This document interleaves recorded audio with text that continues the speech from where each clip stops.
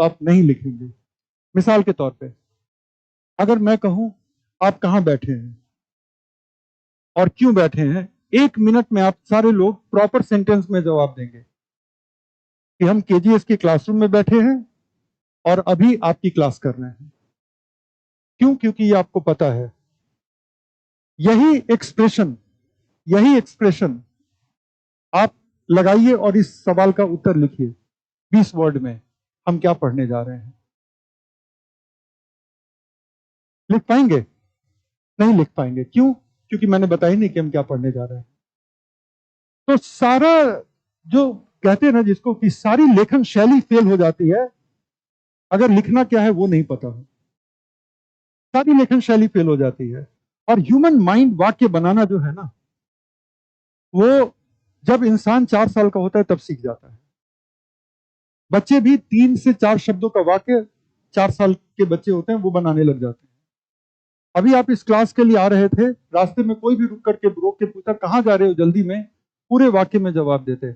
याद रखिएगा, brain store रखता है इंफॉर्मेशन पॉइंट में और बोलता या लिखता है सेंटेंस में। आपके ब्रेन में आज की क्लास की सारी इंफॉर्मेशन पॉइंट में थी। 12:45 PM केजीएस क्लासरूम, दिमाग में पहले से छपा हुआ केजीएस क्लासरूम का लोकेशन क्या है। अगर मैसेज आया होगा तो यह भी पता होगा कि अभिषेक सर का सेशन है, राइट। ये सारी चीजें पॉइंट में थी। लेकिन अगर रास्ते में कोई रोक करके पूछता कि कहां जा रहे हो सुबह सुबह इतनी जल्दी, तो आपका जवाब जो है सो सेंटेंस में आता। आप नहीं कहते केजीएस क्लासरूम 12:45 अभिषेक सर सेशन, नहीं कहते ना, ब्रेन में ऐसे है। आप कहते जा रहे हैं केजीएस की क्लास है, 12:45 से आज अभिषेक सर का सेशन है, देखते हैं पढ़ाते हैं कि बोर करते हैं। ठीक, ये अपनी तरफ से क्रिएटिविटी भी जोड़ दी। जब मेन मसाला होता है ना तो उसमें आप क्रिएटिविटी जोड़ सकते हैं, ठीक है। लेकिन अगर मेन मसाला नहीं होता है तो क्रिएटिविटी नहीं जुड़ती, राइट। तो पॉइंट्स में सेल्फ नोट्स पॉइंट में बनाना सीखिए और लिखना सेंटेंस में सीखिए। तो नोट्स को 2 लेवल पे देखना है। आप अपने आप से पूछिए कि अब मेरा पेन जो पेपर के संपर्क में आने वाला है, ये हम नोट्स बना रहे हैं या आंसर बना रहे हैं। अगर आंसर बना रहे हैं तो आप फुल सेंटेंसेस में लिखेंगे और टीचर या सीनियर से दिखाएंगे। अगर नोट्स बना रहे हैं तब तो ऐसे, फिर इसके बाद ऐसे, जैसे बना लीजिए, आपका दिमाग उस पॉइंट को रिटेन कर लेगा। तो ये हमारा 4th पॉइंट है। और 5वां पॉइंट, कोई आउटपुट निकले ना निकले, आधे घंटे कोई एक सोर्स ऑफ न्यूज को जरूर पढ़िए। आउटपुट निकले ना निकले, सर इसके साथ नोट्स बनाना है, इसके साथ नोट्स नहीं बनाना है, सर आधे घंटे में नहीं हो पाता, सर इंडियन एक्सप्रेस ठीक रहेगा कि दैनिक जागरण, सर वो डेली कंपाइलेशन कर ले इंटरनेट से या मंथली मैगजीन, जो मर्जी कर लो। मैं क्या कह रहा हूं कि हर रोज का न्यूज आधे घंटे, जो भी सोर्स आपको प्रिय है, जिसके साथ आप सहज हैं, वो आप करना शुरू कर दीजिए। हम न्यूज पेपर भी नहीं कह रहे हैं, हम कह रहे हैं न्यूज, ठीक है। आपको जो भी सोर्स प्रिय है, so that as a civil service candidate हर दिन आपको पता हो कि चल क्या रहा है इस दुनिया में।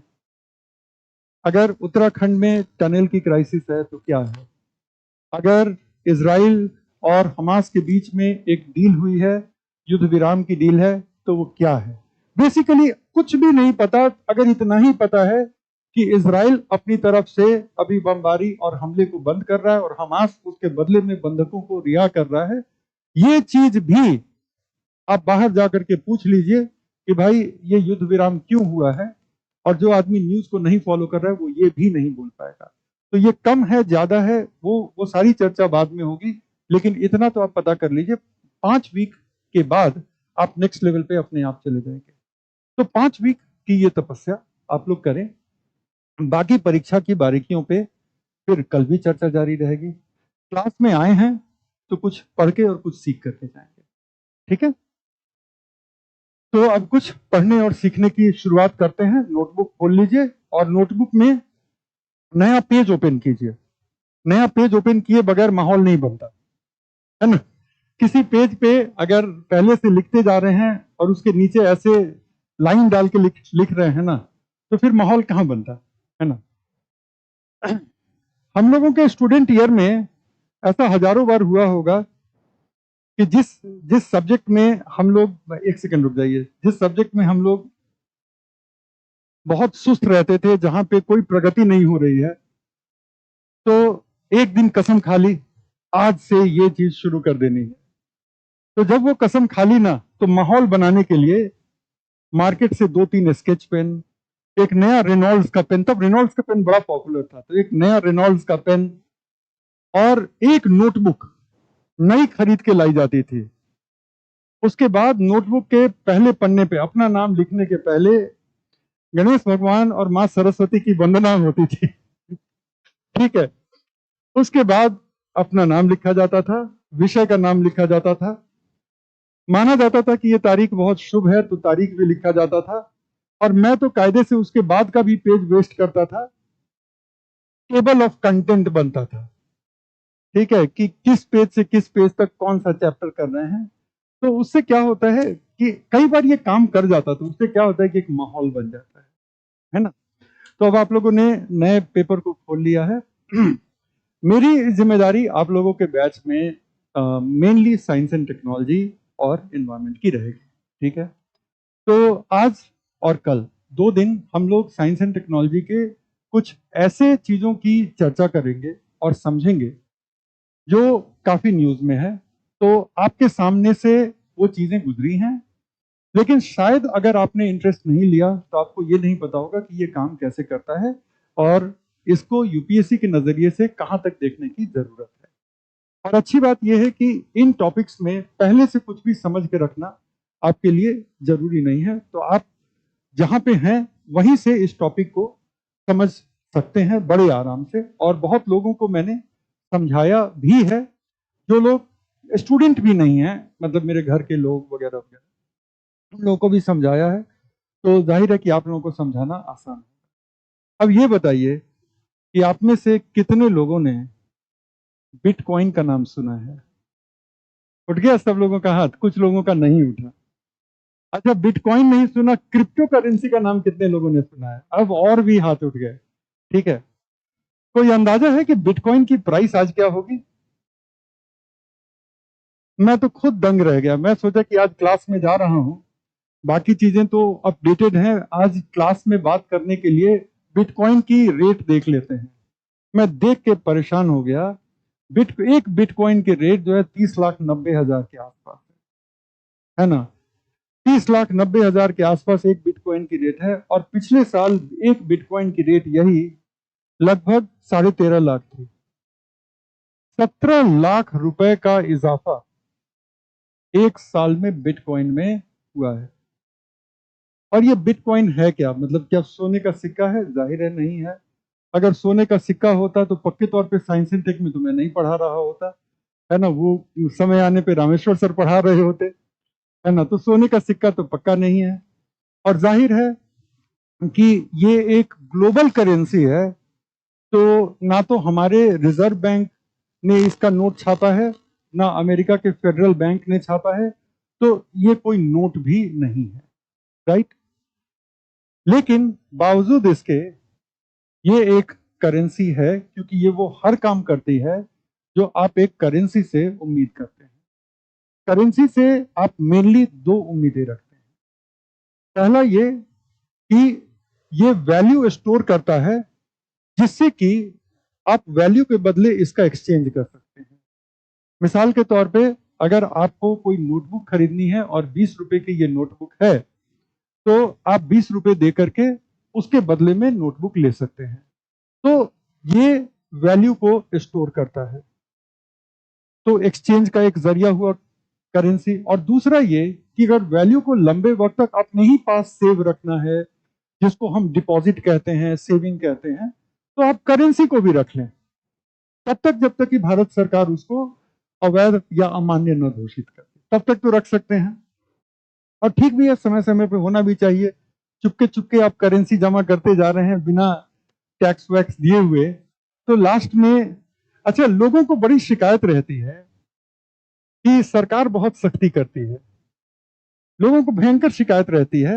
कभी ये नहीं सोचते कि इस शिकायत का उनको नागवार क्यों गुजरता है? मतलब आपने भी तो कहीं ना कहीं चुपके चुपके टैक्स नहीं दिया है, तभी तो आपको ये बात बुरी लग रही है कि अब 2000 का जो करेंसी नोट है वो अमान्य है। अगर आपने टैक्स दिया, जाइए बैंक में जमा कर दीजिए, सरकार ने मना थोड़ी ना किया है बैंक में जमा करने से, क्योंकि आपने ऐसे तरीकों से उसको अपने पास रखा है कि अब बैंक में जाने पे आपको संकोच हो रहा है, ठीक है ना? तो बहरहाल, तो करेंसी ये दोनों काम करती है, और डिजिटल करेंसी भी ये दोनों काम कर सकती है। बस ये है कि उसका कोई फिजिकल स्वरूप नहीं है, ना तो वो कॉइन है ना तो वो नोट है। और दूसरा कि इसको जारी करने वाली दुनिया की कोई बैंक नहीं है, ना वो इंडिया की बैंक है ना अमेरिका की बैंक है।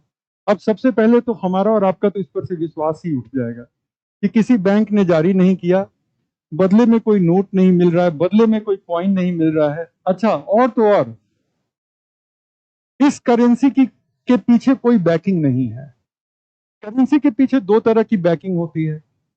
पहली बैकिंग होती है किसी प्रेशियस मेटल के थ्रू, पहली बैकिंग वो होती है प्रेशियस मेटल के थ्रू। इसके मतलब पुराने जमाने में तो सोने की बैकिंग होती थी कि करेंसी नोट छापने के पहले उतना आपके पास गोल्ड डिपॉजिट होना चाहिए। धीरे धीरे उसको अनलिंक किया गया। इसके पीछे गोल्ड तो छोड़ दो, एल्यूमिनियम की भी बैकिंग नहीं है, ठीक है? और दूसरी होती है सोवरिन बैकिंग। सोवरिन बैकिंग का मतलब है कि ठीक है, गोल्ड की बैकिंग नहीं है, कुछ नहीं है, लेकिन गवर्नमेंट ऑफ इंडिया या उस कंट्री की गवर्नमेंट आपको ये वादा कर रही है कि इस नोट के बदले आपको इतने पैसे मिल जाएंगे। आपको याद है, रिजर्व बैंक ऑफ इंडिया का मैं धारक को, और उस वक्त उस वक्त जो भी रिजर्व बैंक के गवर्नर हैं वो उसको साइन करते हैं, है ना? तो सोवरिन बैकिंग होती है या गोल्ड की बैकिंग होती है, डिजिटल करेंसी में वो भी नहीं है। तो कमजोर दिल के जो लोग हैं, जिनको हमेशा हर चीज पे शक होता है, वो तो हाथ भी ना लगाएं, राइट? कि ना तो मेटल है, ना तो सोवरिन बैकिंग है, ना नोट छपा है, ना कुछ है। लेकिन कुछ तो है कि एक बिटकॉइन लगभग 31 लाख पे बिक रहा है। अगर बिक रहा है तो कोई खरीद भी रहा है। और पिछले साल जब यही टॉपिक हम हिंदी मीडियम में पढ़ा रहे थे, तो हम अपने ही नोट को देख रहे थे तो 13.5 लाख हम बताए थे।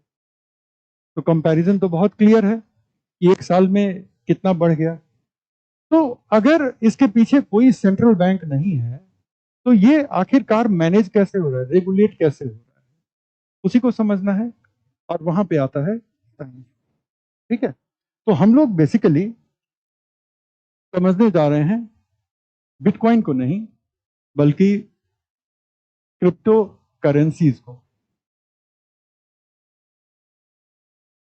थोड़ी हिंदी में लिखेंगे, थोड़ा टर्म्स इंग्लिश में रहेगा, और टर्म्स आजकल देवनागरी में, इंग्लिश के टर्म आप एज इट इज अपनी परीक्षा में लिख सकते हैं।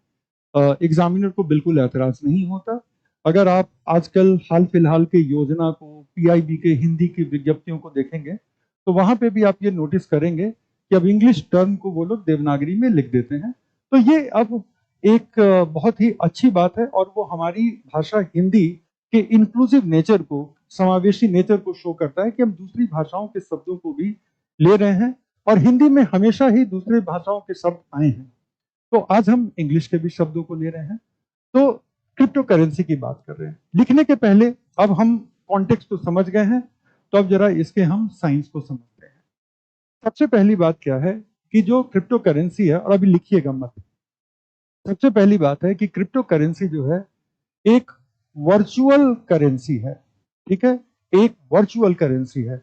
वर्चुअल करेंसी का मतलब क्या होता है, ये हमारा फर्स्ट पॉइंट है।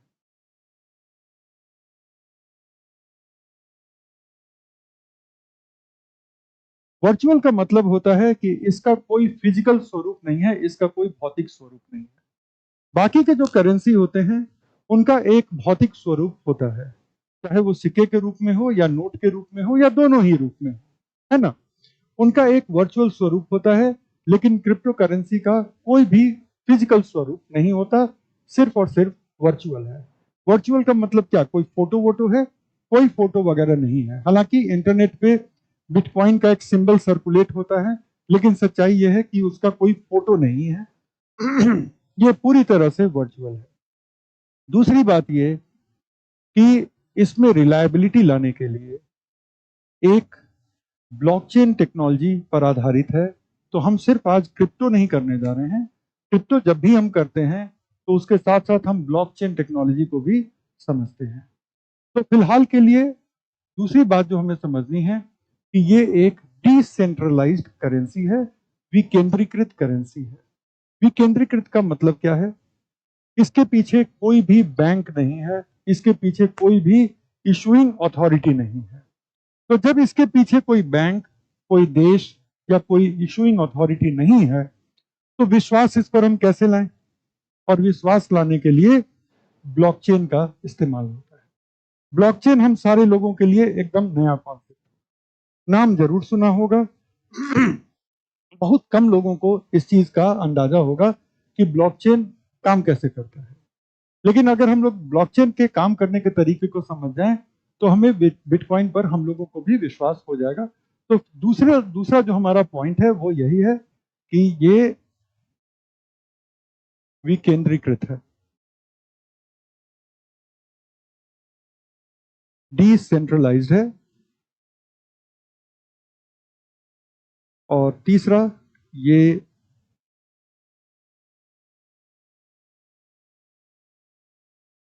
ब्लॉकचेन पर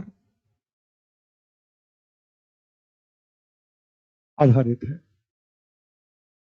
अब थोड़ी बात हो जाए हमारे बीच कि ब्लॉकचेन क्या चीज होती है, क्योंकि ब्लॉकचेन को समझ करके वापस अगर हम बिटकॉइन पर आ जाएंगे तो बिटकॉइन या किसी भी क्रिप्टो को समझना हमारे लिए बहुत आसान हो जाएगा। और उसके बाद हम देखेंगे कि भारत के सरकार का क्या रुख है बिटकॉइन पर। तो ब्लॉकचेन एक डिस्ट्रीब्यूटेड लेजर होती है। डिस्ट्रीब्यूटेड को गोली मारो, पहले लेजर को समझते हैं कि लेजर क्या होती है। कभी आप में से कितने लोगों में के घर में कोई भी व्यक्ति बैंक में काम करता है? कोई है? लेजर समझते हो क्या होता है? लेजर एक रजिस्टर होती है जिसमें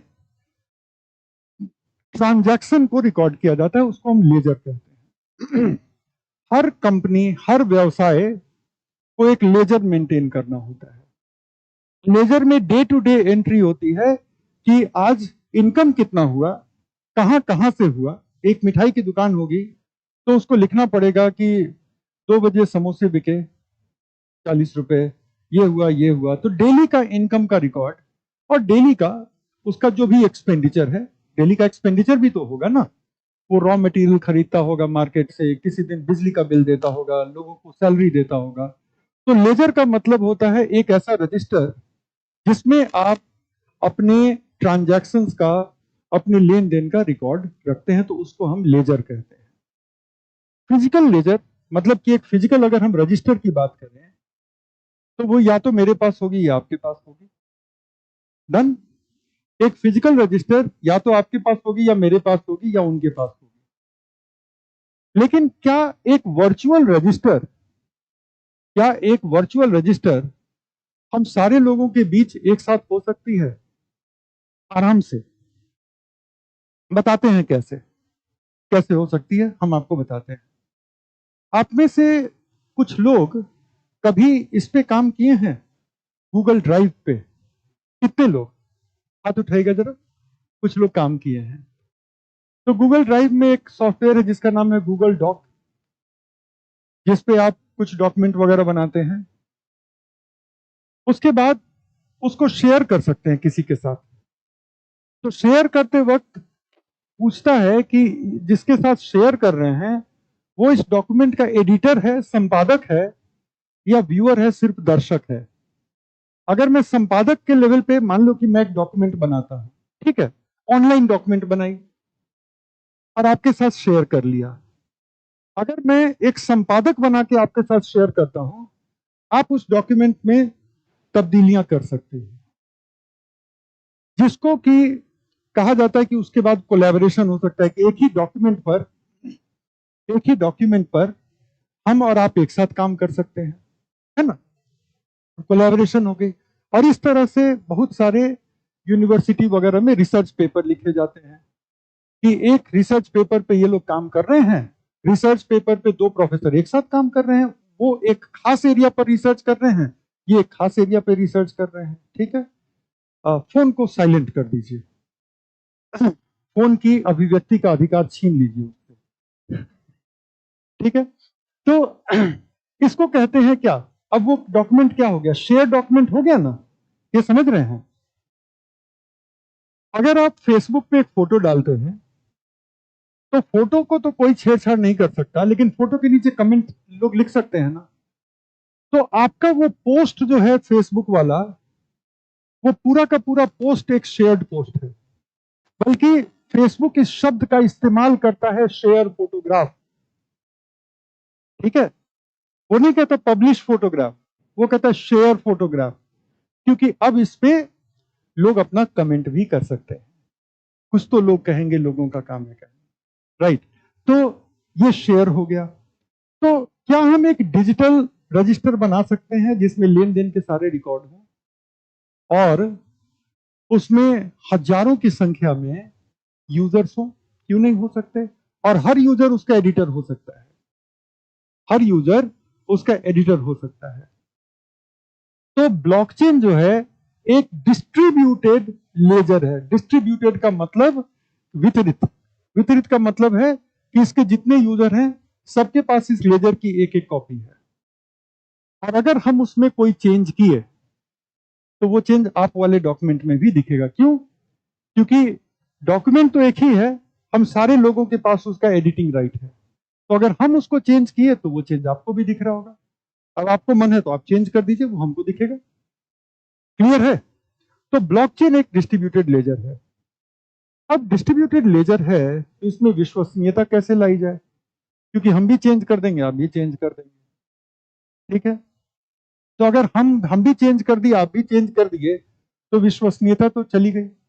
लेकिन फिलहाल हम अभी मान के चलते हैं कि ये डिस्ट्रीब्यूटेड लेजर है, अब और फिर उसमें हम विश्वसनीयता लाने की कोशिश करते हैं। ठीक है, तो ब्लॉकचेन,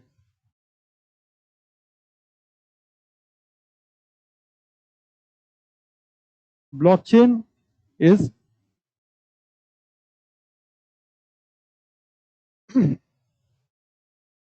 एक वितरित लेजर है,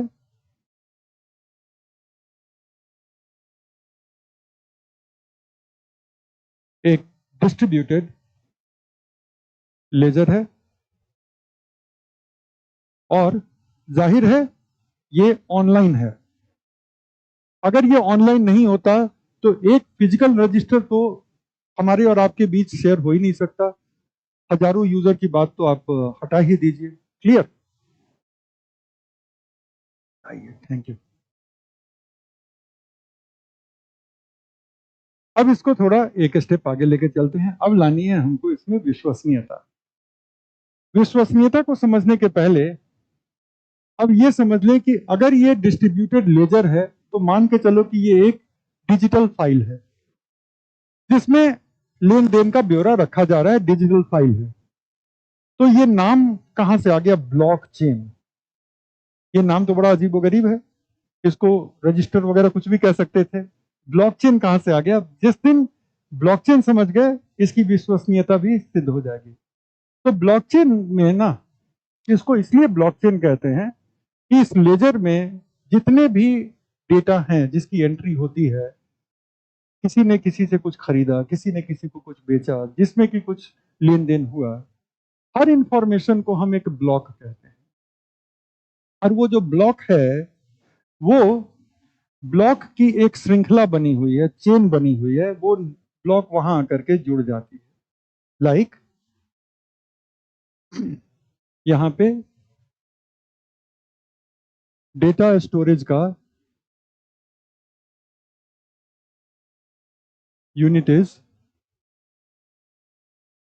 ब्लॉक। तो ये एक ब्लॉक है, ये अगले ब्लॉक से लिंक है, ये अगले ब्लॉक से लिंक है, ये अगले ब्लॉक से लिंक है, और ये वेट कर रहा है कि एक और ब्लॉक इसमें जोड़ दी जाए। ठीक है, तो ये पूरा का पूरा जो हो गया, ये हो गया ब्लॉकचेन। और ये ये ये सब क्या है? ब्लॉक्स हैं। देखिए अब आप लोग ब्लॉकचेन इंजीनियर बनने के राह पे निकल पड़े हैं।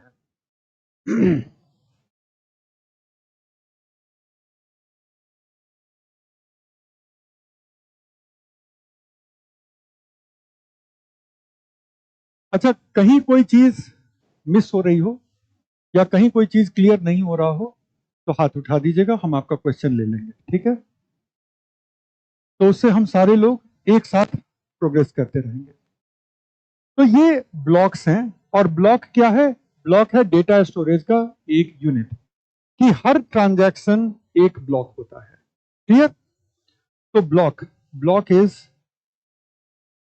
Record of each transaction.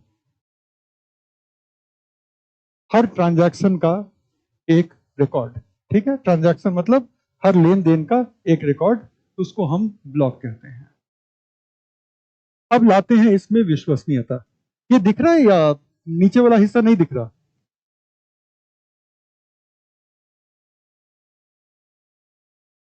अब दिखा?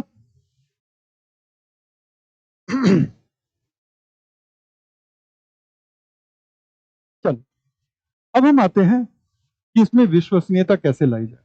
राइट? विश्वसनीयता लाने के लिए सबसे पहले हमें दो चीजों पर विचार करना पड़ेगा। पहली चीज ये कि एक ब्लॉक जो कि डेटा स्टोरेज की एक इकाई है, एक ब्लॉक में क्या क्या होता है, ठीक है? एक ब्लॉक जो कि डेटा स्टोरेज की एक इकाई है, उसमें क्या क्या होता है। तो बेसिकली हर ब्लॉक में दो चीजें होती हैं। पहला, जो भी डेटा है, कि अभिषेक सर ने सचिन सर से एक किताब ली, बदले में एक बिटकॉइन दिया। अब सचिन सर हैं, बहुत अच्छी किताब लिखेंगे, एक बिटकॉइन इनको हम दे दिए, ठीक है? ऐसे मेरे पास है नहीं, लेकिन समझाने के लिए बोल रहे हैं। तो ये डेटा हुआ कि अभिषेक सर, सचिन सर, एक बिटकॉइन दिया गया, और ये डेटा हुआ। उसके साथ उस ब्लॉक का, जब ब्लॉक में एक डेटा डाला जाता है तो उस ब्लॉक का एक रैंडमली एक नंबर आइडेंटिफायर जनरेट हो जाता है। डेटा डालते ही उसका एक आइडेंटिफायर, एक नंबर जनरेट हो जाएगा। जैसे आपके मोबाइल फोन का IMEI नंबर होता है, राइट? वो यूनिक आइडेंटिफायर है, वो किसी के साथ शेयर नहीं रहता। दुनिया के किसी भी ब्रांड का कोई भी मोबाइल का सेम IMEI नंबर नहीं होगा। इसी तरह से उस ब्लॉक का एक यूनिक आइडेंटिफायर होता है, उसको हम उस ब्लॉक का हैश नंबर कहते हैं, ठीक है? तो किसी भी ब्लॉक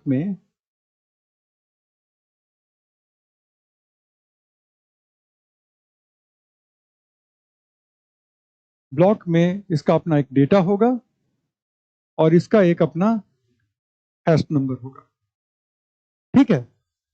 लेकिन चूंकि ये ब्लॉक अकेले तो एग्जिस्ट नहीं करता ना, ये चेन में रहता है ना, हर ये ब्लॉक चेन है, तो ये ब्लॉक के पीछे भी कोई ब्लॉक होगा,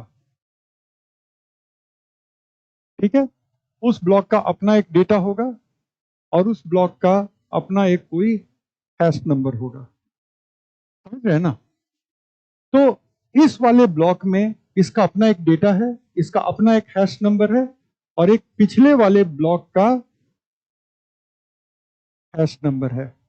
तो किसी भी ब्लॉक के तीन पार्ट होते हैं, ठीक है? किसी ब्लॉक के तीन पार्ट। पहला, डेटा, जो भी उस ब्लॉक की अपनी सूचना है। ब्लॉक के स्वयं का हैश नंबर। मान लो ये इस ब्लॉक का अपना एक हैश नंबर है, ये जस्ट काल्पनिक हैश नंबर, ठीक है? और तीसरा, पिछले ब्लॉक का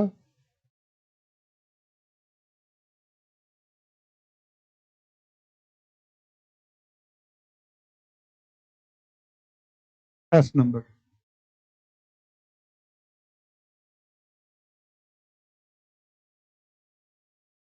राइट, ये काल्पनिक है, दोनों हैश नंबर कुछ भी हो सकता था। तो किसी भी ब्लॉक के ये 3 भाग होंगे। और हैश नंबर की एक प्रवृत्ति होती है कि अगर सूचना को आप बदलेंगे तो हैश नंबर बदल जाएगा ऑटोमेटिकली। कोई भी यूजर हैश नंबर के साथ कोई छेड़छाड़ नहीं करता। कोई भी यूजर सूचना के साथ छेड़छाड़ कर सकता है। मान लो कि मैंने 1 बिटकॉइन किसी को दिया, वो आदमी कह सकता है कि इन्होंने मुझे हाफ बिटकॉइन दिया। जैसे ही वो सूचना के साथ छेड़छाड़ करेगा, मान लो ये वाले ब्लॉक की सूचना के साथ छेड़छाड़ की, तो इस ब्लॉक का हैश नंबर अब बदल जाएगा। लेकिन तब तक इसके आगे एक ब्लॉक लग चुका है, और ये जो इसके आगे जो ब्लॉक लगा है उसने इसका ओरिजिनल हैश नंबर उठा रखा है। आपने इस ब्लॉक में छेड़छाड़ की, इसका हैश नंबर बदल गया, और यहां पर जो इसने ओरिजिनल हैश नंबर उठा लिया था वो तो नहीं बदला, तो मिसमैच हो गया ना। समझ रहे हैं आप इस चीज को? तो अगर डेटा के साथ छेड़छाड़ हुई तो हैश नंबर बदल जाएगा, और हैश नंबर अगर बदला तो ब्लॉकचेन के अंदर वो मिसमैच दिख रहा होगा, क्योंकि अगले वाला ब्लॉक जब वो ऐड हुआ था और तब का हैश नंबर उसने अपने आप पिक कर लिया था, अब उस हैश नंबर के साथ ये मैच नहीं कर रहा है। सिस्टम में इनबिल्ट वार्निंग होती है जो कि इस तरह के मिसमैच को दिखा देती है कि ये मिसमैच हो रहा है। उसके बाद सिस्टम के यूजर्स उसको देखते हैं कि ये डेटा जो है ये कब, किसने, कहां, कैसे छेड़छाड़ किया और उसकी क्या पुष्टि हुई है। Are we clear? तो यहां से आती है विश्वसनीयता। डिस्ट्रीब्यूटेड लेजर जिसमें कि ब्लॉक्स में इंफॉर्मेशन होते हैं, ब्लॉक्स का अपना हैश नंबर होता है, इंफॉर्मेशन बदलोगे हैश बदल जाएगा, हैश बदलेगा तो पूरे चेन में मिसमैच दिखने लग जाएगा, और मिसमैच देखते ही सारे यूजर अलर्ट हो जाएंगे। क्लियर? अच्छा, अब कोई ट्रांजैक्शन हुआ, अब हम इसी से विश्वसनीयता के अब दूसरे पॉइंट पे आ रहे हैं और उसके बाद इसको ऑर्गेनाइज करेंगे। अब जब कोई ट्रांजैक्शन हुआ तो उस ट्रांजैक्शन का मैंने इंफॉर्मेशन एक ब्लॉक बना के दे दिया, लेकिन ऑटोमेटिकली वो ब्लॉक जाके जुड़ता नहीं है। ऑटोमेटिकली वो ब्लॉक जाके जुड़ता नहीं है कि मैंने एक इंफॉर्मेशन क्रिएट किया कि मैंने एक बिटकॉइन इनको दे दिया, ठीक है, इन्होंने भी उसकी पुष्टि कर दी कि एक बिटकॉइन इनसे मुझे मिल गया। बावजूद इसके ऑटोमेटिकली वो ब्लॉक जाके नहीं जुड़ जाता कि जुड़ गया। ये इंफॉर्मेशन एक अनलिंक्ड ब्लॉक के रूप में रहता है। अनलिंक्ड ब्लॉक का मतलब एक ऐसा ब्लॉक जो अभी तक कड़ी से जुड़ा नहीं है, अनलिंक्ड ब्लॉक रहेगा। और बड़े सारे यूजर्स इसकी वेरिफिकेशन करते हैं। बहुत सारे यूजर्स इस ब्लॉक की वेरिफिकेशन करेंगे, और जब उन्होंने कंसेंसस से पुष्टि कर दी, कंसेंसस का मतलब एक मत, जब उन्होंने कंसेंसस से पुष्टि कर दी कि हाँ ये ट्रांजैक्शन हुआ है, हमने वेरीफाई कर लिया कि इस वॉलेट से निकल करके इस वॉलेट में गया है, क्रिप्टो का भी एक अपना वॉलेट होता है, तो इस वॉलेट से निकल करके यहां गया है, इस वॉलेट में एक बिटकॉइन कम हो गया, उस वॉलेट में एक बिटकॉइन बढ़ गया, और जो ट्रांजैक्शन हुआ था उसकी आईडी ये है, जो यहां ओरिजिनेट हुई वहां खत्म हुई।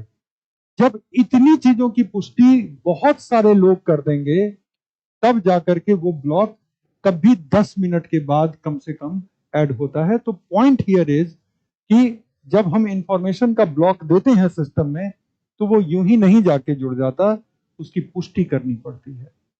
और जब कंसेंसस से, एक मत से जब उसकी पुष्टि हो जाए तब जाकर के वो जुड़ता है। जब जुड़ा तो उसने पिछले ब्लॉक का हैश लिया और जुड़ते ही इसका अपना एक हैश जनरेट हो गया। इसके बाद चेंज करते वक्त आप याद रखिएगा कि इसका अपना हैश अपने आप बदल जाएगा। आप लोगों को यह पता है कि गवर्नमेंट ऑफ इंडिया ने कंपनीज के लिए इस साल से, इस वित्तीय वर्ष से ये कंपलसरी कर दिया है कि आप जिस भी सॉफ्टवेयर में अपनी अकाउंटिंग कर रहे हैं उस सॉफ्टवेयर में ऑडिट ट्रेल की मैकेनिज्म होनी चाहिए। ऑडिट ट्रेल का मतलब ये है कि अगर मैं जुलाई में एक डेटा को एंटर कर रहा हूं कि अप्रैल में मैंने इनको इतने पैसे दिए, एंटर जुलाई में कर रहा हूं, ट्रांजैक्शन डेट 10 अप्रैल की है लेकिन एंट्री उसकी जुलाई में की, सॉफ्टवेयर ऑटोमेटिकली वो सूचना तो लेगा ही, सॉफ्टवेयर ऑटोमेटिकली वो सूचना तो लेगा ही कि मैंने 10 अप्रैल को अमुक व्यक्ति को इतने पैसे दिए, लेकिन सॉफ्टवेयर खुद से जनरेट करेगा कि ये डेटा 20 जुलाई को एंटर हुई है। उसको मैं नहीं चेंज कर पाऊंगा, उसको मैं चेंज ही नहीं कर सकता। ये सॉफ्टवेयर का ये इनबिल्ट फीचर है कि वो डेटा किस डेट को एंटर हुई है वो ऑटोमेटिकली रिकॉर्ड करेगा, और वो टैंपर प्रूफ है, उसको आप नहीं बदल सकते। मान लो उसके कुछ दिन के बाद उस डेटा को हमने डिलीट कर दिया, सॉफ्टवेयर ये भी रिकॉर्ड करेगा कि ये डेटा इस डेट को क्रिएट हुआ, डेटा ये था, इसको डिलीट कर दिया गया। या डेटा में कोई भी तब्दीली की तो वो भी कि इस डेट को डेटा ये था, इस डेट को फला यूजर ने डेटा को ये कर दिया। गवर्नमेंट ऑफ इंडिया को अब ये रिकॉर्ड चाहिए ताकि कंपनी अपने अकाउंट के बुक में किसी भी तरह के घपलेबाजी करने से बचे, क्योंकि जब सॉफ्टवेयर में करेंगे तो ऑडिट ट्रेल से पूरा कुछ पता होगा कि किस महीने का ट्रांजैक्शन आपने किस महीने एंटर किया है। क्योंकि कंपनियां अपने इनकम के डेटा के साथ हेरफेर करती हैं कि उनको टैक्स ना देना पड़े, या एक्सपेंडिचर बढ़ा के बताती हैं कि उनका टैक्स कम बने। दोनों ही से बचने के लिए गवर्नमेंट ऑफ इंडिया ने ऑडिट ट्रेल किया। तो वहां पे भी क्या है कि डेट वगैरह को आप चेंज नहीं कर सकते, अपनी मर्जी से डेट डाल दीजिए कि ये 10 अप्रैल का ट्रांजैक्शन है, लेकिन अगर 20 जुलाई को एंट्री की है तो वो 20 जुलाई का भी डेट वहीं पे रहेगा कि record created on 20 July. Government को दिख रहा होगा, तो आपसे जो टैक्स के अथॉरिटी होंगे पूछ सकते हैं, अगर वो उन्होंने आपका देखा पूरा का पूरा तो आपसे पूछ सकते हैं कि 20 जुलाई को कैसे याद आया, राइट, जब ये ट्रांजैक्शन उस डेट को हो गया था। तो इसी तरह से यहाँ पे ब्लॉक्स का एक चेन क्रिएट होता है। लेकिन अभी हम एक लेवल और ऊपर आते हैं, वेरिफिकेशन होती है, वेरिफिकेशन के बाद आम सहमति से इसकी पुष्टि हो गई, 10 मिनट तक कम से कम टाइम लगता है, तब जाकर के ये ब्लॉक जुड़ता है वगैरह वगैरह। और बिटकॉइन में तो एक और भी सिस्टम है, ब्लॉकचेन का इस्तेमाल आजकल कई जगहों पे हो रहा है। आपको पता है कि आंध्रा के गवर्नमेंट ने, तेलंगाना के गवर्नमेंट ने लैंड के रिकॉर्ड की रजिस्ट्री को ब्लॉकचेन के बेसिस पे कर दी है, कि जब रजिस्ट्री हुई तो उनका अपना एक ब्लॉकचेन चल रहा है जिसमें एक नया रिकॉर्ड क्रिएट हो गया, क्योंकि लैंड के मामले में पुराने रिकॉर्ड की वजह से बहुत तरह के डिस्प्यूट क्रिएट हो रहे थे। अब लैंड की गवर्नमेंट ये कह रही है कि आप आइए, फ्रेश रजिस्ट्री कराइए और ब्लॉकचेन के सिस्टम में एंट्री कराइए, सो दैट कि डॉक्यूमेंट वगैरह पे जो ये डिपेंडेंस है और डॉक्यूमेंट में जो भी गड़बड़ी हो सकती थी उस सब से आप लोग मुक्त हो जाएंगे। लेकिन बिटकॉइन के लेवल पे एक और बड़ी इंटरेस्टिंग चीज होती है, वो क्या कि जब अब हम लोग बिटकॉइन की बात कर रहे हैं, तो मान लो कि मैंने आपको 2 बिटकॉइन दिए और मैंने उसका ब्लॉक क्रिएट किया, उसकी वेरिफिकेशन के लिए ग्लोबली, उसकी वेरिफिकेशन के लिए ग्लोबली एक तरह से जितने यूजर्स हैं उनके बीच एक रेस लग जाती है, सच में रेस लग जाती है कि कौन सबसे पहले इसकी पुष्टि करेगा। और पुष्टि आप ऐसे ही नहीं कर देंगे कि ये वॉलेट आईडी है, ये ट्रांजैक्शन आईडी है, इनके पास से 2 बिटकॉइन कम हुए, इनके पास 2 बिटकॉइन बढ़ गए तो हमने पुष्टि कर दी। पुष्टि करने के पहले आपको एक क्रिप्टोग्राफिक पजल सॉल्व करना पड़ेगा। अगर पजल सॉल्विंग में आप या आपका कंप्यूटर सॉफ्टवेयर कमजोर है तो आप नहीं कर पाएंगे, राइट। तो एक क्रिप्टोग्राफिक पजल वहां पे सॉल्व करना पड़ेगा, और जितने ज्यादा कंप्यूटर उस कोड में लगते हैं, जितने ज्यादा कंप्यूटर, रेस किस बात की है अभी हम आ रहे हैं उस पर, लेकिन जितने ज्यादा कंप्यूटर की, चलो हम जल्दी से इसको सॉल्व करें और उसके बाद वेरीफाई कर दें। सॉल्व करो तब वेरीफाई करो, तो चलो पहले हम सॉल्व करते हैं और वेरीफाई करते हैं। जितने ज्यादा कंप्यूटर, वो पजल ऑटोमेटिकली उतना हार्ड होते चला जाता है। लेकिन ये रेस लगती ही क्यों है? लोगों को और काम नहीं है, किसी को साइंस टेक पढ़ाना नहीं है क्या, किसी को साइंस टेक पढ़ना नहीं है क्या? तो कौन बैठ करके ये सॉल्व करेगा और वेरिफिकेशन करेगा? इसी के लिए बिटकॉइन के सिस्टम को विश्वसनीय सिस्टम बनाए रखने के लिए अगर आप पहले व्यक्ति बनते हैं जो इसको वेरीफाई करता है पजल को सॉल्व करने के बाद, उसको रिवॉर्ड में थोड़ा सा बिटकॉइन दिया जाता है। उसको रिवॉर्ड में थोड़ा सा बिटकॉइन दिया जाता है। तो थोड़े से बिटकॉइन के लिए कोई इतना करेगा? याद रखिएगा, एक बिटकॉइन 31 लाख का है। तो थोड़ा सा बिटकॉइन के लिए अगर आप सारे लोग अभी क्लास छोड़ करके जो है बिटकॉइन के डेटा की पुष्टि कर रहे होंगे, है ना? तो अब समझ गए, दुनिया में बिटकॉइन का सिस्टम ऐसे डेवलप किया गया है कि टोटल बिटकॉइन की संख्या 21 मिलियन है। और यह कहा गया है कि जिस दिन 21 मिलियन की संख्या बाहर निकल जाएगी बिटकॉइन की, उसके बाद बिटकॉइन के सिस्टम को मेंटेन कैसे रखा जाए उसका तरीका ढूंढना पड़ेगा। लेकिन जब तक ये बिटकॉइन बचे हुए हैं तब तक इस सिस्टम को मेंटेन करने के लिए, सिस्टम के अंदर ट्रांजैक्शंस की पुष्टि करने के लिए आपको, और पुष्टि सबसे पहले करने के लिए इसमें सिर्फ प्रथम पुरस्कार है, कोई द्वितीय पुरस्कार, कोई तृतीय पुरस्कार, कोई सांत्वना पुरस्कार कुछ नहीं है। प्रथम पुरस्कार है if you are the first, कहां?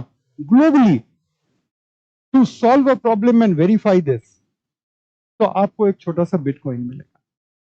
और वो बिटकॉइन किसी से लेके मिलेगा नहीं। बिटकॉइन का जो 21 मिलियन बिटकॉइन का जो स्टॉक है, 21 मिलियन का मतलब 2.1 करोड़, 2 करोड़ 10 लाख बिटकॉइन का जो स्टॉक है, उसमें से एक छोटा सा हिस्सा, ऐसा नहीं कि एक बिटकॉइन दे दिया जाएगा एक मैथ के प्रॉब्लम को सॉल्व करने के लिए, तब तो कोई सीसेट पढ़ाने के लिए बचेगा ही नहीं, है ना?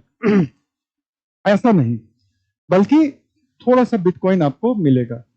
इस प्रोसेस को कहते हैं बिटकॉइन माइनिंग, कि बिटकॉइन का एक खजाना गड़ा हुआ है, आप माइनिंग करके, खनन करके जरा सा बिटकॉइन निकाल करके ला रहे हैं। धीरे धीरे क्लियर हो रहा है?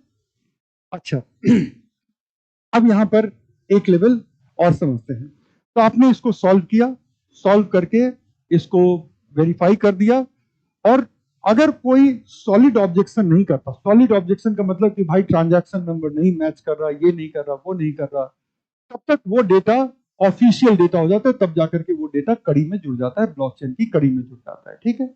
और कोई डिस्क्रिपेंसी होती नहीं है, मतलब कि कोई भी उसके बाद कोई चैलेंज वगैरह नहीं होता। नाउ ये इतना बिटकॉइन, रोज बिटकॉइन में इतने ट्रांजैक्शन हो रहे हैं, इतने ज्यादा ट्रांजैक्शन हो रहे हैं, और इसके वेरिफिकेशन के लिए इतने सारे बिटकॉइन की माइनिंग वाले लोग लगे हुए हैं, और हर सक्सेसफुल वेरिफिकेशन के लिए थोड़ी सी बिटकॉइन दी जा रही है। तो ये कितने दिन चलेगा? 2 करोड़ 10 लाख बिटकॉइन। तो उसका भी हिसाब है कि तकरीबन इस साल तक चलेगा। ज्यादा बुरा नहीं है ना?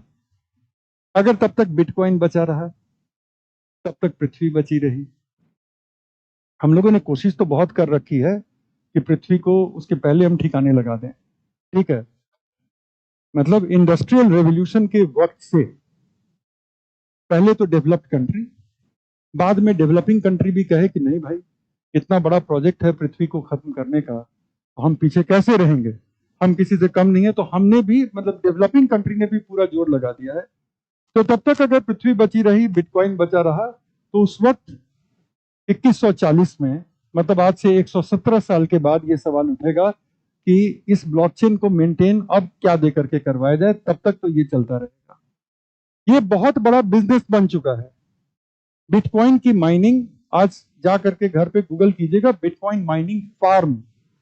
अगर आपको ये लगता है कि लोग घर पे एक बड़ा पावरफुल कंप्यूटर ले करके और माइनिंग कर रहे होंगे, तो भूल जाइए।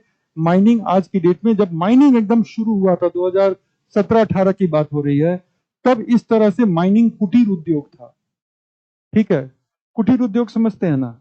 हाँ, तो तब माइनिंग कुटीर उद्योग था कि लोग पावरफुल कंप्यूटर लेकर के बैठ जाते थे और नॉर्मल प्रोसेसर के बदले भयंकर ग्राफिक प्रोसेसर वगैरह लगा करके बैठते थे और सॉल्व करते रहते थे। आज की डेट में बिटकॉइन माइनिंग फार्म है, एक बिल्डिंग के अंदर 1000 कंप्यूटर लगे हुए और 1000 ऐसे कंप्यूटर जहां पर जबरदस्त पावरफुल ग्राफिक कार्ड वाले कंप्यूटर लगे हुए हैं क्रिप्टोलॉजिकल प्रॉब्लम को सॉल्व करने के लिए। नॉर्मल प्रोसेसर, ये इंटेल का 12th जनरेशन i7 i9 ये सब कुछ नहीं चलता है। वो एनवीडिया के GTX सीरीज के प्रोसेसर जो हैं वो भी भयंकर वाले, वो जिस एनवीडिया, एक एनवीडिया अमेरिकन कंपनी है जिसकी किस्मत खुल गई है। एक जमाना था कि लोग कंप्यूटर लेते थे तो ग्राफिक कार्ड लीजिएगा, उससे क्या होता है, गेम अच्छा खेलेंगे। अरे गेम हम नहीं खेलते हैं।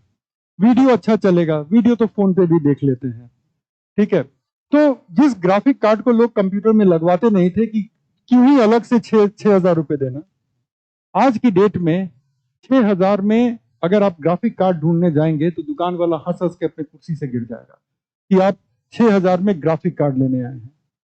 ये वैसी ही बात हो गई कि आप 25 पैसे में लंच लेना चाहते हैं पूरा। तो एनवीडिया की तो किस्मत खुल गई दो वजह से। पहली किस्मत तो खुली ये क्रिप्टो माइनिंग में, क्योंकि क्रिप्टो माइनिंग में जितने पावरफुल प्रोसेसर चाहिए नॉर्मल पीसी ग्रेड के प्रोसेसर काम नहीं करते। उसके लिए ग्राफिक प्रोसेसर जो हाई हीट पे भी अच्छा परफॉर्मेंस दे सके वगैरह, नंबर 1। और दूसरा एआई, जो सिस्टम्स एआई के मॉडल को ट्रेन कर रहे हैं, एआई के एल्गोरिदम को रन कर रहे हैं, वो सब के सब पूरी तरह से ग्राफिक प्रोसेसर पर बेस्ड हैं। और एनवीडिया आज के डेट में ग्राफिक प्रोसेसर की नंबर 1 कंपनी है। तो उनकी तो किस्मत खुल गई। अगर ओपन एआई की बात करें तो ओपन एआई आज की डेट में एनवीडिया का एक बहुत बड़ा कस्टमर है। वही ओपन एआई जो चैट जीपीटी डेवलप किया, ठीक है, फिर सैम ऑल्टमैन को निकाल दिया गया, फिर वापस ले लिया गया, वगैरह वगैरह। तो अब ये माइनिंग के बड़े बड़े फार्म हैं और आज की डेट में अब चिंता दूसरी हो गई कि माइनिंग फार्म इतनी ज्यादा एनर्जी लेते हैं कि वो ग्लोबल वार्मिंग को कंट्रीब्यूट कर रहे हैं। माइनिंग फार्म इतनी ज्यादा एनर्जी लेते हैं और जाहिर है इतने पावरफुल कंप्यूटर को चलाने के लिए आपको उतनी एनर्जी भी तो चाहिए। इंडिया में भी बड़े सारे माइनिंग फार्म हैं और यूरोप में, विशेषकर ईस्टर्न यूरोप में बड़े सारे माइनिंग फार्म हैं।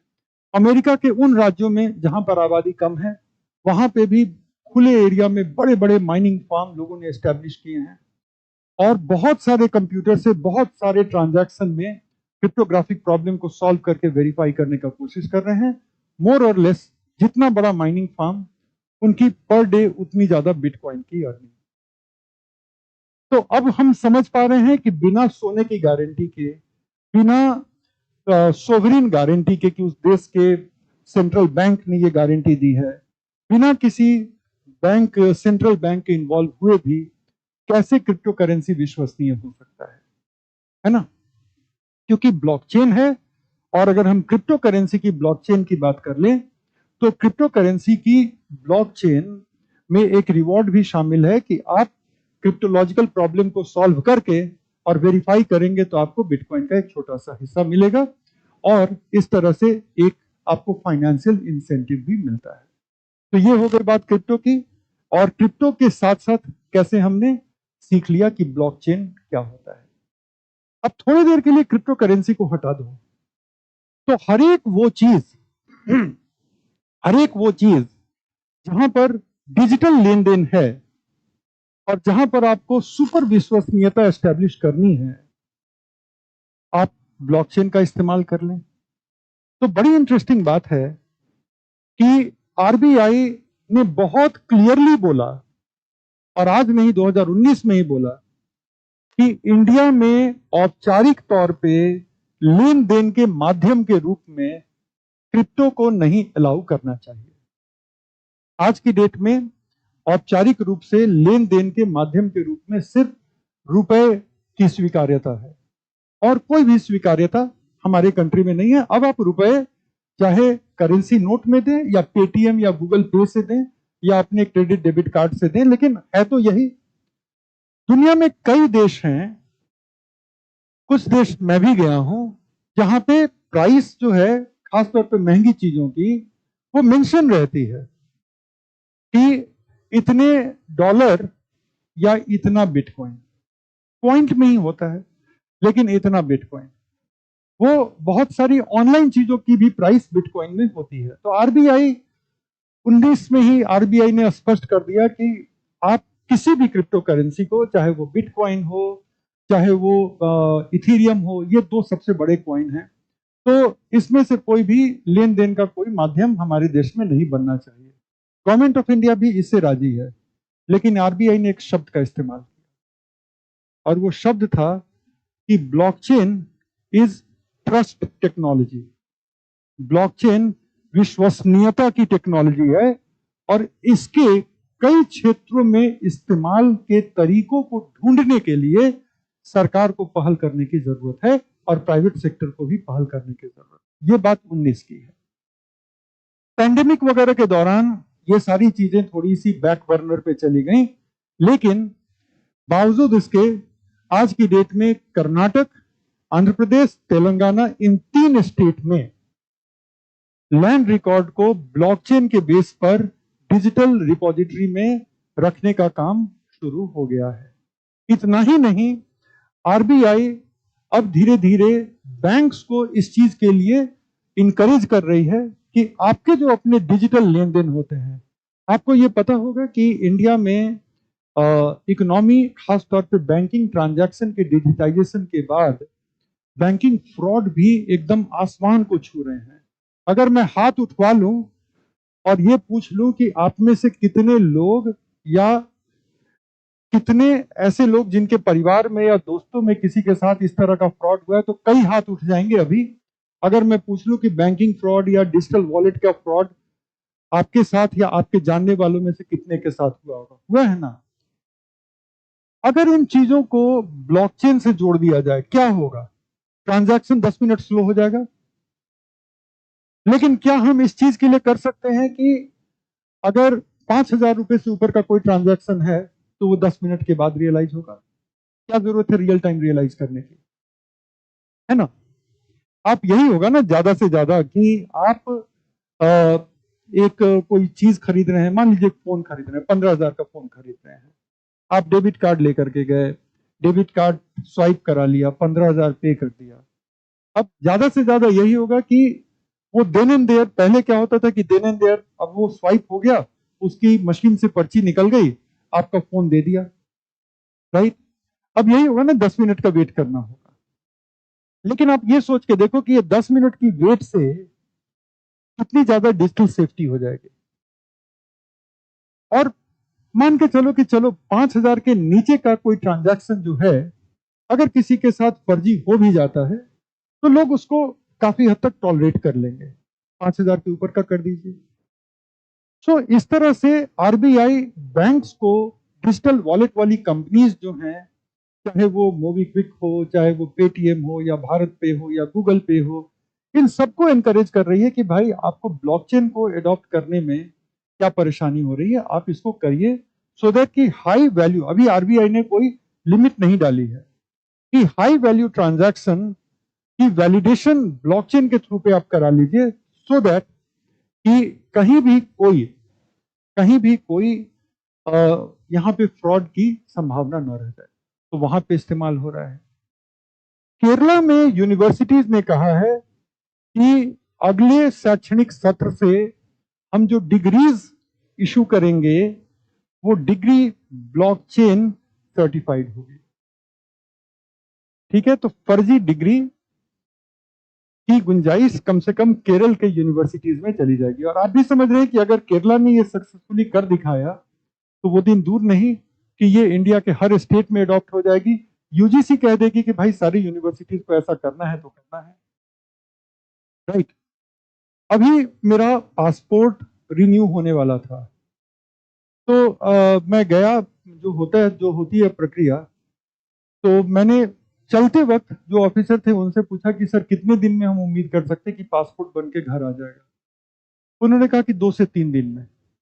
मुझे लगा कि उनको बोलने में गलती हो गई। शाम का वक्त था, मतलब एकदम लास्ट में ही मेरी बारी आई थी, तो शाम का वक्त था। तो मुझे लगा वो थक गए हैं, इसीलिए वो बोलना चाहते होंगे 2-3 हफ्ते, 2-3 दिन बोल दिया। तो मैंने कहा सर 2-3 दिन? बोले हाँ 2-3 दिन आ जाएगा, अभी तो कोई छुट्टी भी नहीं है, तो तीसरे दिन तक तो आ ही जाएगा आपके घर पे। मुझे लगा कि ऐसे ही हल्के फुल्के तरीके से बोल रहे हैं कि मैं इम्पेशेंट हूं, तो चलो इसको, तो मैंने फिर पुष्टि करनी चाहिए, मतलब जस्ट टू मेक श्योर कि वो मेरे दिल के साथ खेल तो नहीं रहे हैं, राइट। तो मैंने उनसे फिर से पुष्टि करनी चाहिए। तब उन्होंने मुझे सही बात बताई। उन्होंने कहा कि पासपोर्ट आज की डेट में सिम की तरह हो गया है। हम मिनिमम वेरिफिकेशन पे पासपोर्ट इशू करते हैं, खासतौर पे रिन्यूअल वाला, क्योंकि पहले जिसको मिल चुका है तो उसकी तो एक लेवल पे वेरिफिकेशन हो गई है, तो हम मिनिमम वेरिफिकेशन के साथ रिन्यूअल के पासपोर्ट इशू करते हैं। और पासपोर्ट को लेकर अब कोई समस्या नहीं है। अगर किसी व्यक्ति को लेकर के कोई डाउट है तो बैकएंड से उसका पासपोर्ट रिवोक हो जाता है, आपको पता भी नहीं चलेगा आपका पासपोर्ट सस्पेंड है। अब टिकट विकट कटा लिए, एयरपोर्ट पहुंचे, तो वहां पे पता चला कि आपका पासपोर्ट ये नंबर जो है वो मान्य ही नहीं है। तो आप ये समझ रहे हो कि डिजिटल लेवल पे कितनी चीजें गवर्नमेंट ऑलरेडी चीजों को डिजिटल लेवल पे रेगुलेट करने की कोशिश कर रही है। तो वो दिन दूर नहीं कि ब्लॉकचेन इन सारी चीजों में आ जाएगा। अब ये बताओ, कितने लोगों ने एनएफटी का नाम सुना है? एनएफटी, हाथ उठाओ। अच्छा, अभी अभी सुना? नहीं सुना? सुना है, बस नाम ही सुना है।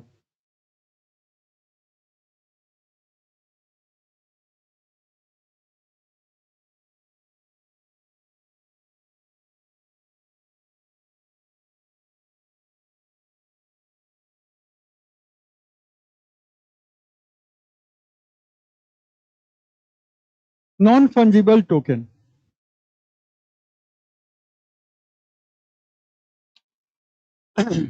मान लो, राइट, अभी जो लिख रहे हो लिखते रहो, कल मेरी क्लास के पहले आज की क्लास का पीडीएफ मैं सर्कुलेट करा दूंगा, ठीक है, ताकि एक स्ट्रक्चर्ड नोट्स भी मिल जाए।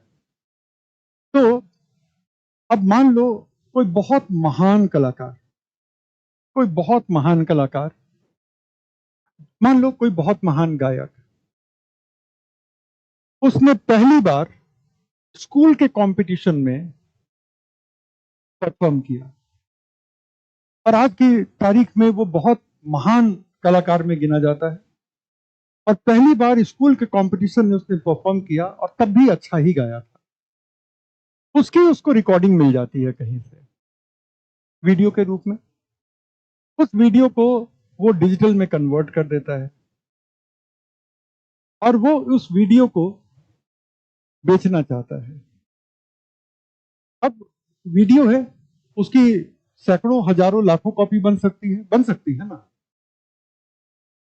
अगर जिस चीज की लाखों कॉपी बन गई तो उसका प्राइस भी वैसे ही कुछ 100 रुपए का होगा, वो भी नहीं होगा, यूट्यूब पे अपलोड हो जाएगा, लोग फ्री में आनंद उठाएंगे।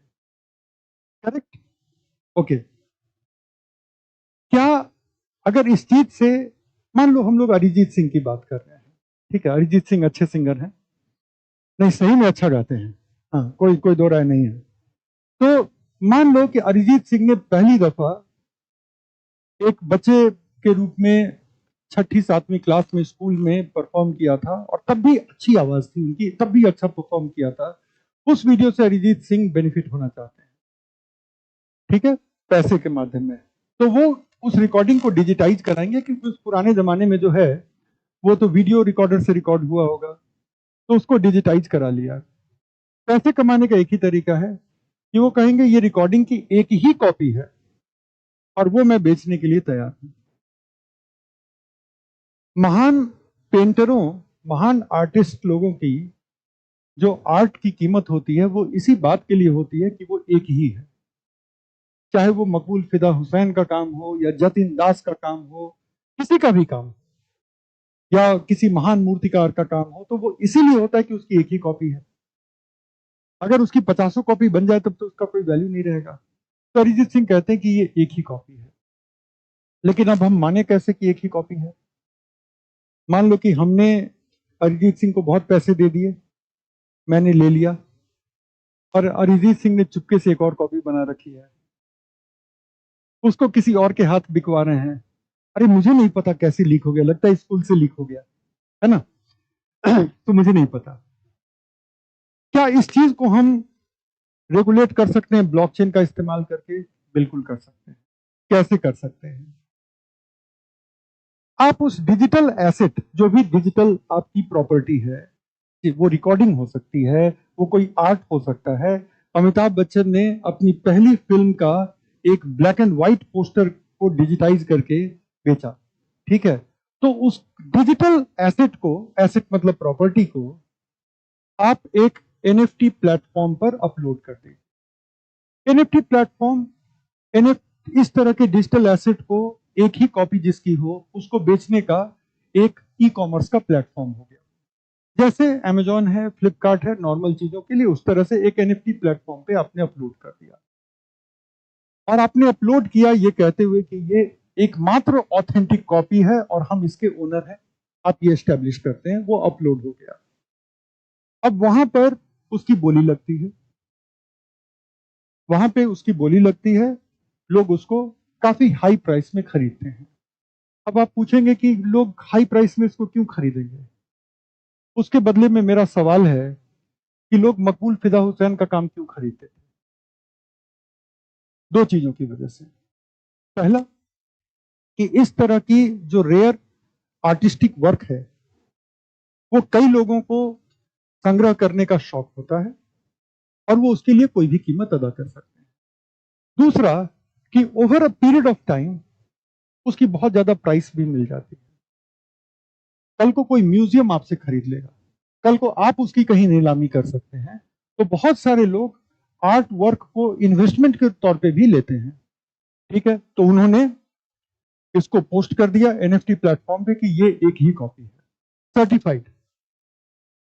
एनएफटी प्लेटफॉर्म ने भी देख लिया कि सेम डिजिटल एसेट मेरे प्लेटफॉर्म पे कहीं नहीं है। बोली लगी, जिसने हाईएस्ट बोली लगाई, सेलर को बोला गया कि ये है हाईएस्ट बोली, आप बेचते हैं क्या? तो बोला कि हाँ बेच दो। बदले में उनको क्रिप्टो करेंसी में पेमेंट आ गया, वेरिफिकेशन हो गई, इन्होंने एनएफटी का ओनरशिप ट्रांसफर कर दिया और वो ब्लॉकचेन में वेरीफाई हो गया कि ये एनएफटी जो अभी तक श्री अमिताभ बच्चन जी का था, अब आज ये इनका हुआ, ट्रांजैक्शन नंबर ये है, ये पैसा है, वगैरह वगैरह, ठीक है? और अब उनकी कॉपी हो गई। उसके अलावा मान लो कि उसी पोस्टर की एक कॉपी मेरे पास कहीं से आ गई, मैं बेचने जाऊंगा, नॉर्मल डिजिटल एसेट बेचने जाऊंगा, दो पैसे नहीं मिलने उसके, कोई और उसकी कॉपी बनाएगा, कोई और कॉपी बनाएगा, गूगल इमेजेस पे वो अपलोड हो जाएगा, वो दो कौड़ी की प्रॉपर्टी हो गई। और एनएफटी प्लेटफॉर्म पे मैं ले नहीं जा सकता क्योंकि ऑलरेडी वहां पे ओरिजिनल है, तो एनएफटी प्लेटफॉर्म पे वो अपलोड भी नहीं होगा, और अगर होता भी है तो कोई खरीदेगा नहीं, क्योंकि ब्लॉकचेन वेरीफाइड प्रॉपर्टी तो कुछ और है। तो अगर वो बाहर की दुनिया में लीक भी होता है तो ओरिजिनल तो वही है जो ब्लॉकचेन अप्रूव्ड था, और ब्लॉकचेन अप्रूव्ड ट्रांजैक्शन है, अब वो नए ओनर का हुआ। तो इसको हम कहते हैं नॉन फंजिबल टोकन। आप लोगों में से कितने लोगों ने जैक डॉर्सी का नाम सुना है? जैक डॉर्सी नहीं सुने हैं? सुने हैं? कौन है? नहीं, जैक डॉर्सी जो हैं वो ट्विटर ट्विटर के संस्थापक थे। बाद में ट्विटर जो है उन्होंने इलॉन मस्क को बेच दिया, ठीक है ना? तो जैक डॉर्सी ट्विटर के क्रिएटर थे, ट्विटर के ओरिजिनल फाउंडर वही हैं, जैक डॉर्सी, ठीक है? तो जैक डॉर्सी ने जब ट्विटर प्लेटफॉर्म बनाया, जो कि अब एक्स कहलाता है, ठीक है, तो जैक डॉर्सी ने जब ट्विटर बनाया तो पहला ट्वीट उस प्लेटफॉर्म पे उन्होंने खुद किया, और पहला ट्वीट कुछ और नहीं था, दो शब्द थे, हेलो वर्ल्ड। हेलो वर्ल्ड का मतलब दुनिया को मेरा हेलो, ठीक है, हेलो वर्ल्ड। जैक डॉर्सी ने उस ट्वीट के स्क्रीनशॉट को एनएफटी बना करके कुछ 1 मिलियन चलते चलते कमा लिया। कुछ 1 मिलियन, मिलियन का मतलब 10 लाख, और मिलियन का मतलब मिलियन रुपए की तो बात ही नहीं हो रही है। वो ठहरे जैक डॉर्सी, खरीदने वाले भी ठहरे अमेरिकन, तो मिलियन डॉलर की बात हो रही है। डॉलर मेरी अंतिम जानकारी के हिसाब से कुछ 82-83 रुपए के रेट पे चल रहा है, ठीक है? हाँ, तो ये मामला है एनएफटी का। लेकिन एनएफटी जो है वो बहुत स्टेबल चीज नहीं है, वो एक ट्रेंड था, तेजी से उभरा।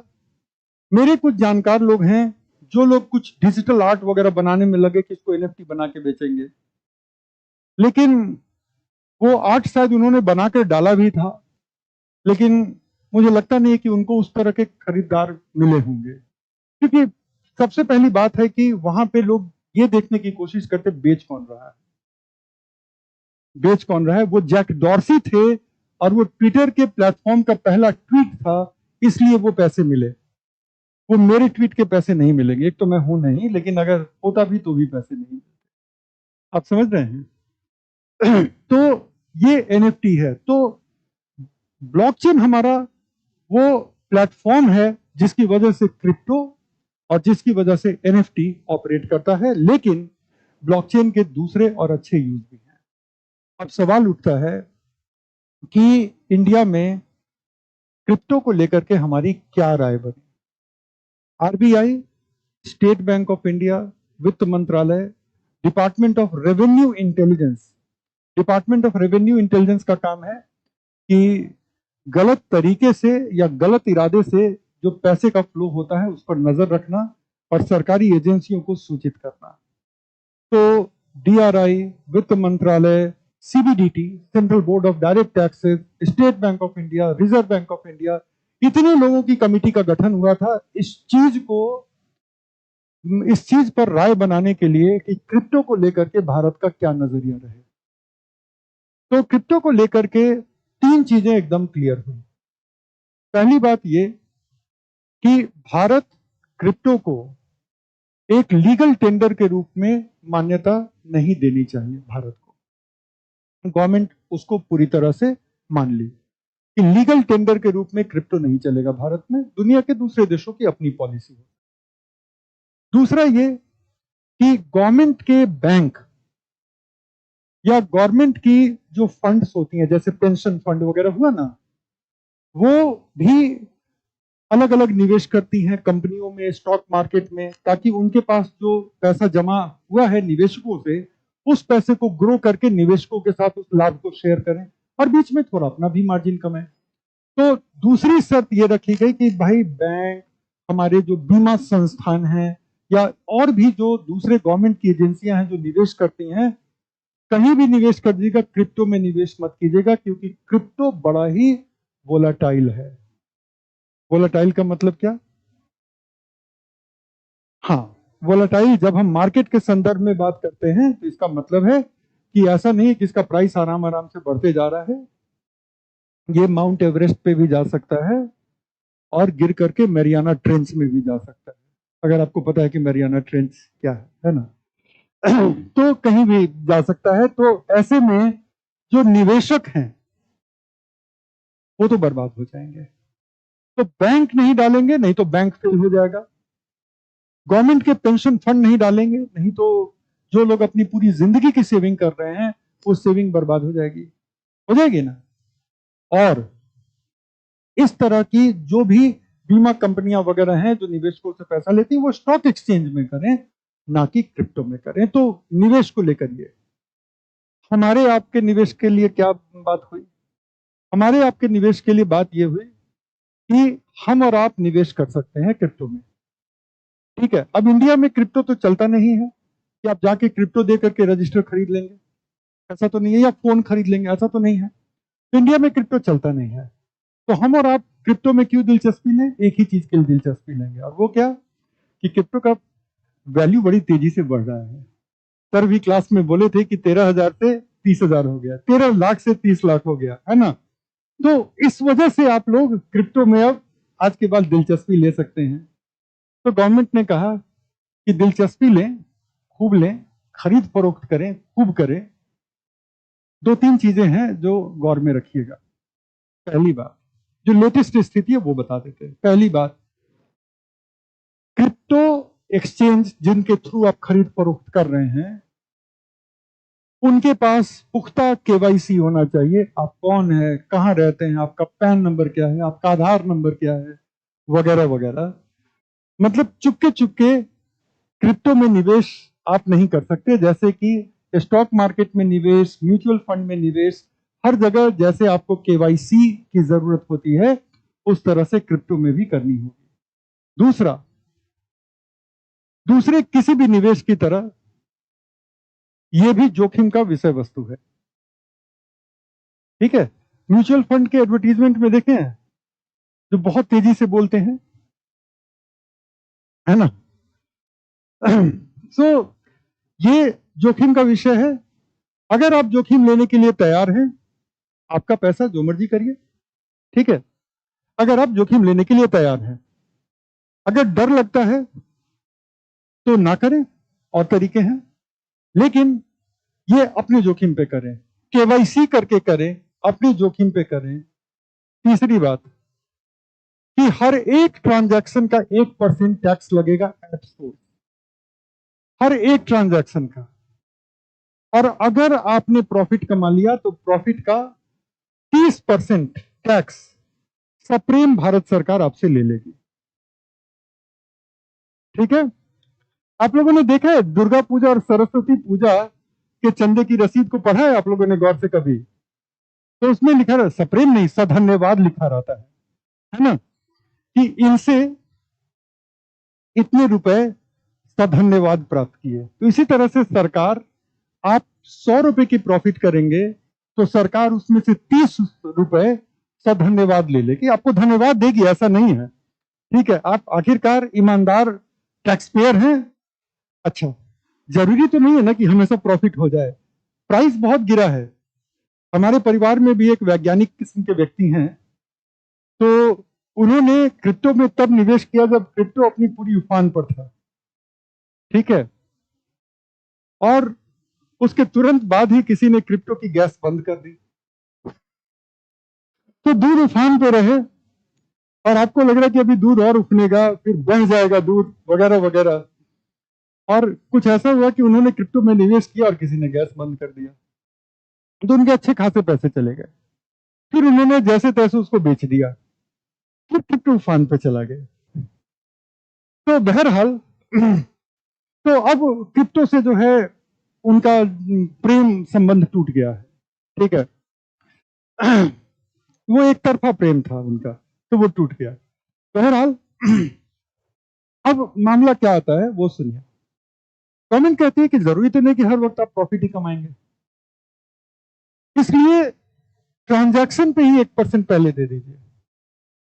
क्रिप्टो खरीदा 10,000 रुपए का, 1% 100 रुपए दे दीजिए आप। और अगर जो प्रॉफिट हुआ, जब क्रिप्टो जब तक रखे हुए हैं ठीक है, तभी तो बेचेंगे। और खरीदने के और बेचने के प्राइस में जो फर्क होता है उसको हम कहते हैं कैपिटल गेन।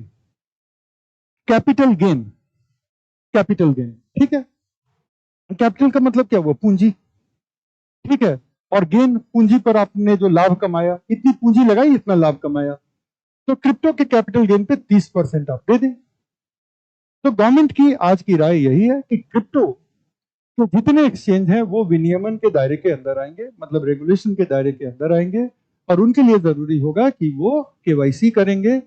और क्रिप्टो के जितने इन्वेस्टर्स होंगे उन इन्वेस्टर के लिए ये जरूरी है कि वो अपने जोखिम पे करें, वो इसको समझ कर करें।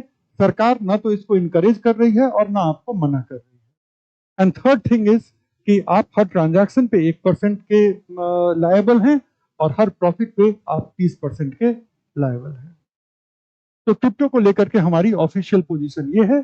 ब्लॉकचेन के कह लो कि ब्लॉकचेन के एडॉप्शन को लेकर के गवर्नमेंट ऑफ इंडिया भी काफी तरीके के रास्ते ढूंढ रही है कि ब्लॉकचेन को हम कितनी ज्यादा बड़े पैमाने पर हम एडॉप्ट कर सकें, कोर्ट के रिकॉर्ड के लिए, लैंड के रिकॉर्ड के लिए, एकेडमिक रिकॉर्ड के लिए, सर्टिफिकेट्स के लिए, बैंकिंग ट्रांजैक्शन के लिए, शेयर के लेन देन के लिए। तो शायद आने वाले 10 साल में ब्लॉकचेन जो भी हाई वैल्यू ट्रांजैक्शन होगा वो शायद ब्लॉकचेन वैलिडेटेड हमारे कंट्री में होगी। तो ये कहानी 3 चीजों की है। अगर देखो मेंस के नजरिए से तो ये 3 अलग अलग टॉपिक हैं, एनएफटी, क्रिप्टो और ब्लॉकचेन, लेकिन ये जुड़ी हुई कहानियां हैं। कल इसका पीडीएफ आप लोगों को धन्यवाद में दे दूंगा। ठीक है, अब जितने सवाल बनते हैं दिमाग में वो पूछ लो। मतलब मेरी तरफ का मोनोलॉग लगभग समाप्त हो चुका है। अगले 10 मिनट में हम लोग थोड़ी बातचीत कर लेते हैं, फिर आज के सेशन को हम लोग कंक्लूड करेंगे। हाँ बताओ।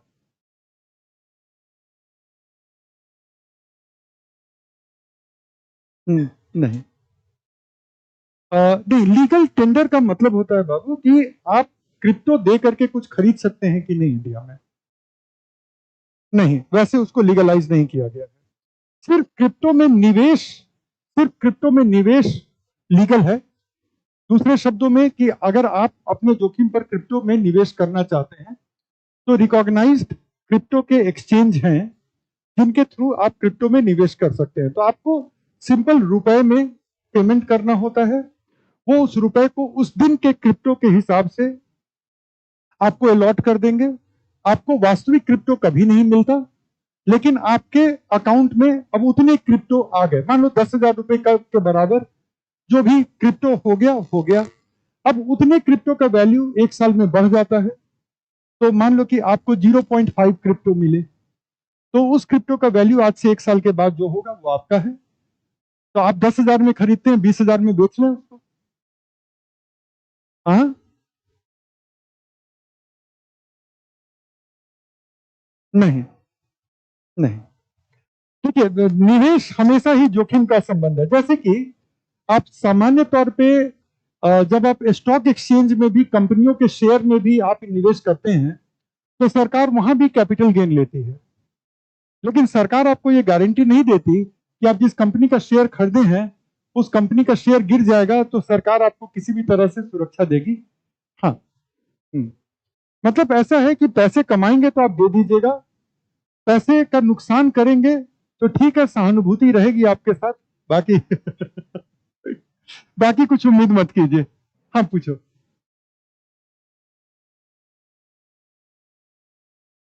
आ, हाँ, ये बड़ा जरूरी है। गवर्नमेंट ऑफ इंडिया इस चीज को लेकर के